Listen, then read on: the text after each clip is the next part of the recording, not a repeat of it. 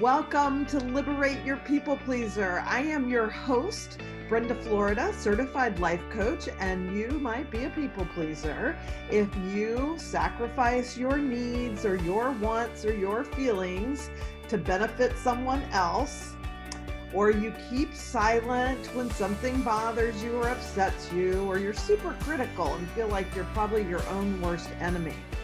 Well, here's what I've got in store for you for this podcast. First of all, there's nothing wrong with you and you don't need fixing. What we need to do is leverage the superpowers of being a people pleaser, because there are definite superpowers. You are super intuitive, I am sure. You have great powers of empathy, the ability to read a situation and know what's going on with people and those around you. So what we're going to do in each episode is talk about ways to disempower the parts of it that are diminishing and don't serve us anymore, and level up or empower all those superpowers. So join me in the next episode of Liberate Your People Pleaser. Welcome to episode 3 of Liberate Your People Pleaser. I'm certified life coach Brenda Florida, and today we're going to talk about what to me is really an epidemic of not enough. How many times have you thought, I'm not good enough at something, or I'm not smart enough to do something, or to ask for a promotion, or start your own business, or whatever it is? How many times have you felt that inner critical voice tell you in one way, shape, or form that you're not good enough? We all have. I mean, I don't know anybody who hasn't experienced this, which is why I call it an epidemic. I think that's an epidemic because we are all good enough. We are all exactly as we should be. And while we can grow and learn and up level and improve, whatever word you want to use, I'm all about that, right? I mean, my biggest drive in life is growing to my own next level. When I'm coaching people, that's what we're doing, right? They're coming to me because they have some kind of a problem or some kind of situation that has created enough challenge or pain in their life that they want to figure out how to stop it and open up to some new level of self-expression, of being in the world, of seeing themselves, of how they're operating in, at work, in their business, in their relationships, so that they can get out of that pain. And so not enough, every time we get that not enough, you're not good enough, you're not young enough, you're not, or you're not old enough. I have a lot of clients who are, very young, late teenagers or in their early 20s. And a lot of times their issue is they don't feel old enough, right? They feel like they're too young. And then, you get people in middle age that feel like, oh, it's too late for that. I can't do that anymore. Or you get people who, and I felt this way for many years, I don't have a college degree. And so I felt like, well, I'm not educated enough, right? I don't have the right credentials for that. Maybe you feel like you're not connected enough. You don't know the right people, whatever it is. The story isn't true. There's somebody who has had more disadvantages in one way or the other than you have, and they have done what that thing is you want to do, right? So where does this not good enough come from? And today what I really want to focus on is what's the cure for it, right? As people pleasers, it often comes from that trap of deferring or completely dismissing what it is we want and need so that we can make other people happy. So if the people that we're in relationship with want us to stay, like for myself, like sort of stay in my place, right, as a good Christian woman, and be submissive and do for others all the time and not express an opinion that was different than, what my husband thought or what the church thought, whatever. So super conforming, right? Be who I want you to be. That's the message that people pleasers end up getting from the people they're around. Just be who I want you to be. And as long as you'll do what I want you to do and be who I want you to be, then I will love you and give you some approval. Now, the people that are doing that are not necessarily doing that consciously with us, but that's what happens. We just attract that kind of person because we're willing to do that. So when we give up our willingness to sacrifice ourselves for the benefit of another person, then we have to find our own enoughness.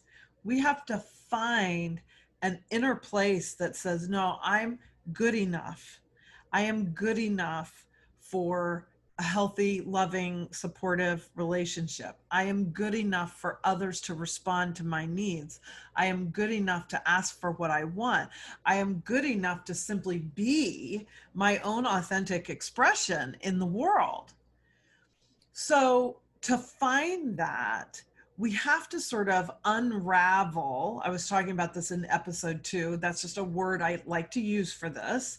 We're unraveling these old habits and we're replacing them with something new. So the old habit is to drop into the diminishment of I'm not good enough. And the new habit is I am good enough. Now, wish it was that simple, but it's not quite, because as you know, if you probably have tried a lot of affirmations in your life, I know I have. And so when we're, standing in the mirror saying, I'm beautiful, I'm beautiful, I'm beautiful, but I'm feeling ugly, or I'm abundant, I'm abundant, I'm abundant, but my bank account is saying something different, that affirmation doesn't help. It doesn't really, like in neuroscience, it doesn't get past that frontal lobe where we take in logical, information, but then our limbic brain, the feeling part of our brain, and the way that sends signals and hormones and stuff into our body, so we have a feeling sensation in our body, it doesn't get past that. So I can say I'm abundant, I'm abundant, I'm abundant all I want, but it's only an intellectual process. When I truly feel abundant, when I unravel that thread of scarcity and lack, which is, the flip side of abundance, it doesn't matter what my checking account is. I can have that frontal lobe logical, I'm abundant, that will take its way back to my limbic brain and down into my body, where I feel abundant, whether I have a lot of money in the bank or not. Because we all know with money, there are people who feel wealthy with $5 and there are people who feel poor with 5 million, right? It's just that it's never enough. There's plenty of people with lots of money who still don't feel safe and secure. They still don't feel abundant because, they need more. They need another million. If I had another million, then I would feel safe and abundant. But, that just keeps moving forward because we're not really in a feeling state of abundance, so we can't get there. So it's the same kind of way with not enough. I can't just say I'm enough, I'm enough, I'm enough, and then boom, I am. We have to really unravel it and replace it with something that we can come to that includes a feeling state. It's not just something mental we're going to play in our mind, I'm smart enough, I'm smart enough, I'm smart enough. It's a feeling of, oh yeah, I am smart enough. Like I just nailed that. Okay. So I want you to think of a time where you had that kind of experience where, like, mentally and emotionally, and you can feel it in your whole body, you have that confidence, right? Something that you did, something that you said, a way you showed up in the world one time. It doesn't matter what it is, but you have that, like, it's like a full body yes, that you get from that. So we need to take the diminishment that comes with not enough, right? Like, so now you can think about a time where you had that, oh, fuck, I'm not good enough, I'm not smart enough, I'm not savvy enough, I'm not, anything enough, tall enough, skinny enough, short enough, whatever it is, to do that. And you feel that diminishment, right? Because it's also not just a thought, it's a feeling that sends this chemical reaction into your body of diminishment, or maybe even as deep as despair. I'll share a story where this happened to me that is just, was really a turning point for me in my life on this very specific not good enough thought. I was in Southern California, I was in San Diego, and I was in a very transitional part of my life. I've had a lot of transitions in my life. I've moved a lot. I've ended 2 marriages and 1 other relationship.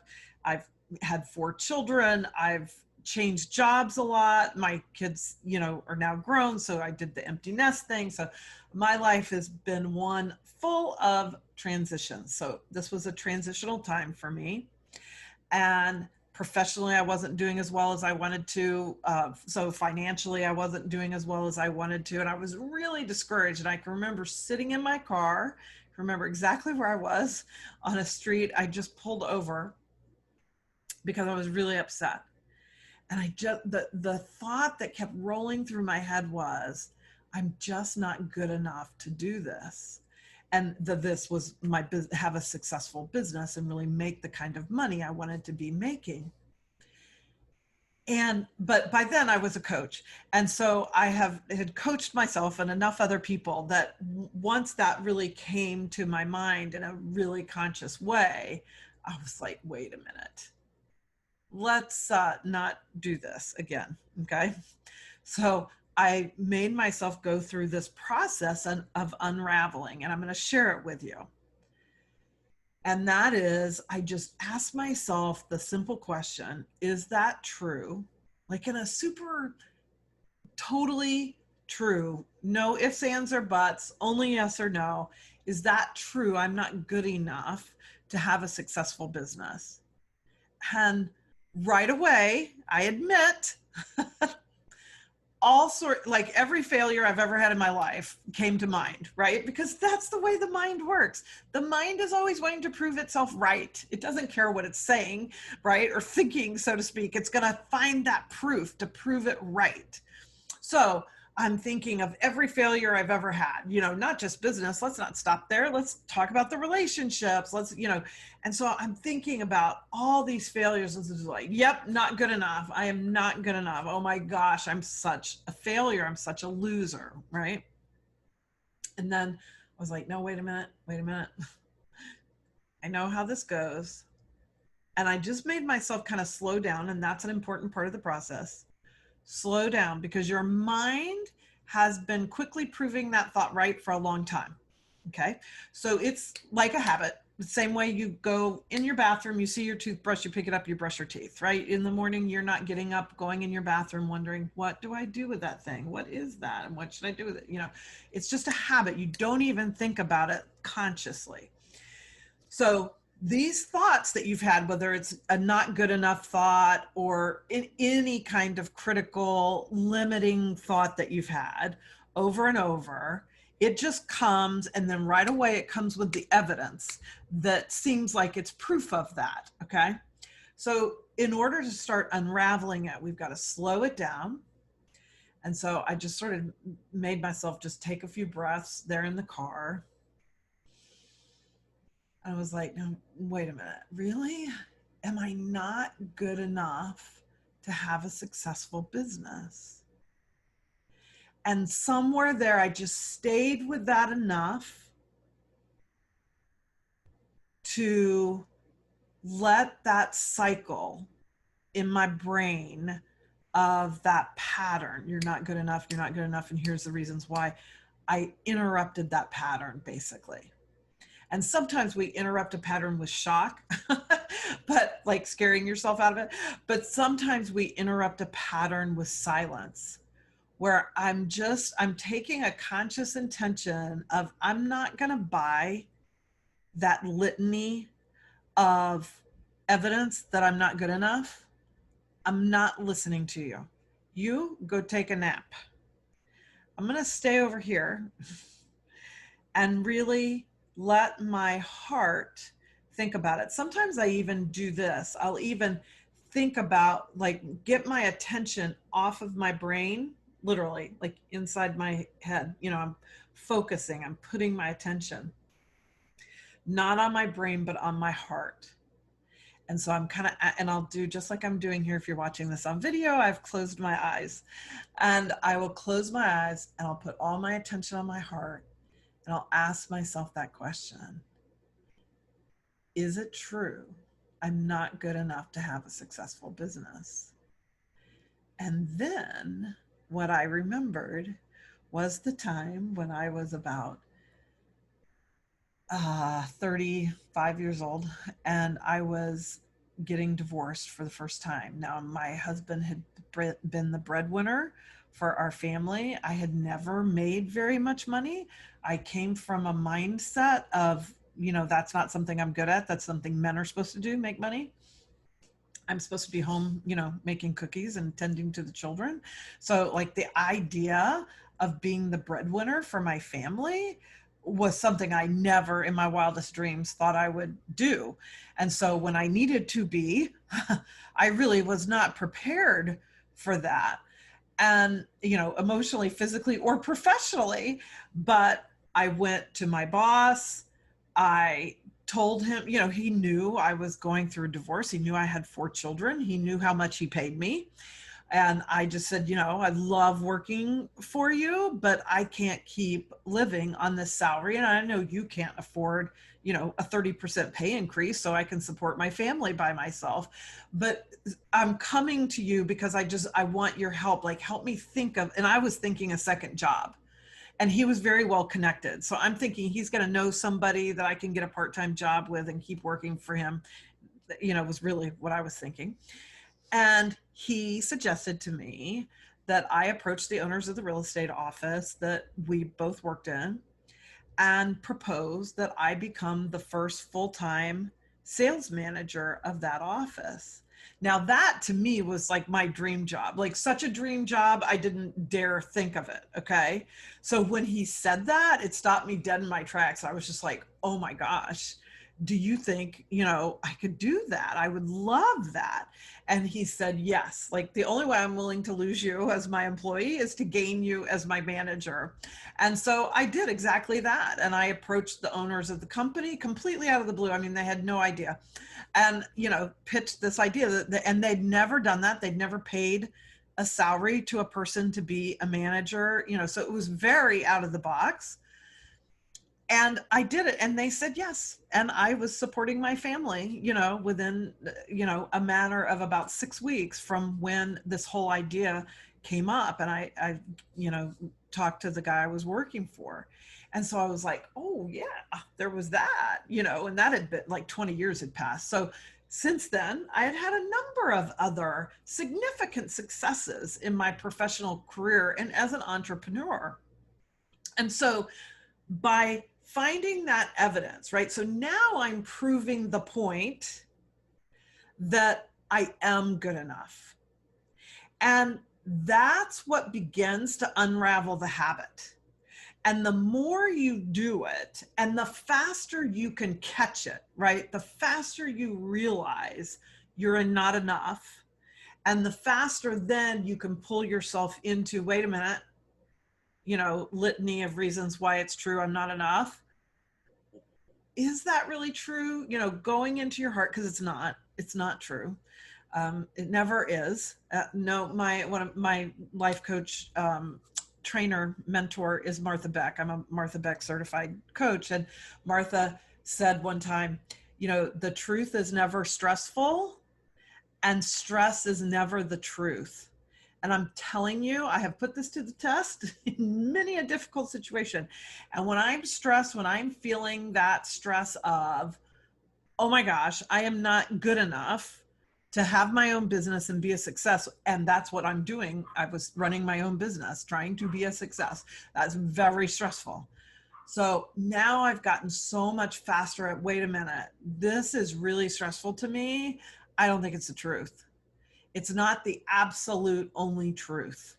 Sure, I've also had some business failures, but that doesn't have to define me, right? We all see, business is a great example, an easy example of people who have succeeded and failed and succeeded and failed and succeeded and failed, right? You just keep getting up and doing it again. And we can see that in all sorts of areas of life. So for me, this process, and I want you to, have this so you can make it your own, is to slow this down, get in your heart, put your attention on your heart, and really ask, yourself that sincere question. Is it absolutely true? And I think you're going to feel that it's not. And then turn it to that opposite. I do deserve, I am good enough, whatever words resonate with you, but the opposite of that diminishing statement, I am good enough to have a successful business. Then start writing down, and I think writing down is very helpful in this. Use a journal or whatever you want to do, but write down the reasons why that's true. Like, what's the evidence that you have? Somebody, maybe it's not something you've done. Like I told you a story of another professional success I had. Maybe it's not something you've done, but you've seen other people do it. And so that makes you know what? No, this is possible. This person did it. Oh, and here's another person who did it, and they had even more hardships than, or obstacles, however you think of it, than I do. And, start to build that case so you can go from that habit of the diminishing thought and all the evidence to prove it's true to an empowering thought and all the evidence there is to prove that that is true. So that to me is the cure for this epidemic we have of not, feeling good enough for things. And so I can't wait to hear how this is for you. And if you're willing to try it, right? And if it seems too impossible, if it seems too much like, no, this one, Brenda, you just don't know me and this one's really true, then I challenge you to reach out to me privately. Send me a message, send me an email, brenda@brendaflorida.com, put a comment in to contact you or something, because I want to help you dig your way out of that. Because whatever is stressful is not the truth. It's not 100% the truth. And there's no other possibility. I promise you that is the case. There's always a possibility. So I love you. Thank you so much for being here. And I'll see you in the next episode as we continue to liberate our people pleasers. All right. Thank you for joining me for this episode of Liberate Your People Pleaser. Hey, I've got 3 more things for you. One is join my private Facebook group, Liberate Your People Pleaser.